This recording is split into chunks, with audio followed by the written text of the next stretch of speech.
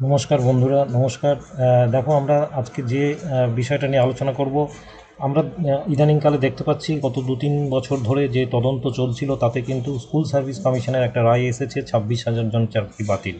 এর মধ্যে আমরা দেখলাম যে CBI, central bureau of investigation, যে ডকুমেন্ট সাবমিট করেছে কলকাতা হাইকোর্টে প্রাথমিকের যে মামলা চলছিল তাতে কিন্তু দেখা যাচ্ছে যে প্রায় 70,000 চাকরি কিন্তু বাতিল হতে চলেছে। এর মধ্যে কিন্তু 2014 সালের টেটের থেকে যারা পাস করেছিল তাদের মধ্য থেকে নিয়োগ হয়েছিল 2017, 2020, 2021, 2022, 2024, এই প্রত্যেকের চাকরি কিন্তু যাবে। এর মধ্যে কিন্তু একটা সবচেয়ে বড় প্রশ্ন এসে যাচ্ছে যে এনআইএস থেকে যারা ডিএলএড করেছিল তারা কিন্তু ফ্রেশ হিসাবে চাকরিতে নিয়োগ হতে পারবে না, এই মর্মে কিন্তু আমরা দেখেছিলাম যে কয়েক মাস আগে কিন্তু মহামান্য সুপ্রিম কোর্ট কিন্তু রায় দিয়েছেন যে এনআইএসের ডিএলএডরা ওয়ান টাইম তাদেরকে করানো হয়েছিল শুধুমাত্র যারা ইন সার্ভিস গভর্নমেন্ট স্কুলের টিচার তাদের জন্য।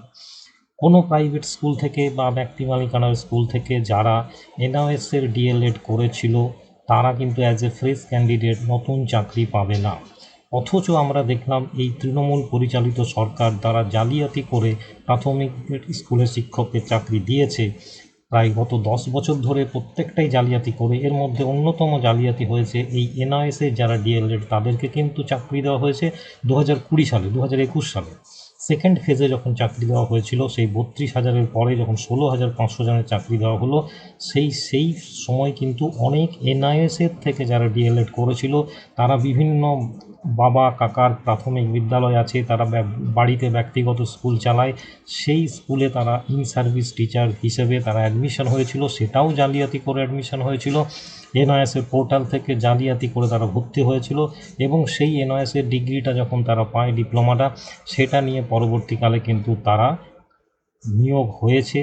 এখন প্রশ্ন উঠছে যে এত চাকরি যখন বাতিল হচ্ছে তাহলে এনআইএস থেকে ডিএলএড নিয়ে অ্যাজ এ ফ্রেশ ক্যান্ডিডেট, আবার বলছি অ্যাজ এ ফ্রেশ ক্যান্ডিডেট যারা নিয়োগ হয়েছিল 2021, 2020 সালে, তাদের চাকরি সেই 16,500 জনের মধ্যে যারা এনআইএসের ডিএলএডের ক্যান্ডিডেট আছে তাদের চাকরি কেন বাতিল হবে না? কেন আদালতে মামলা হচ্ছে না? কেন বিকাশ ভট্টাচার্যরা এই নিয়ে মামলা করছে না?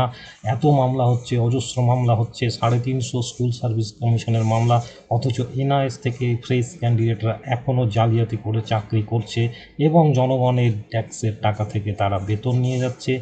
এটা কিন্তু বন্ধ হওয়া দরকার।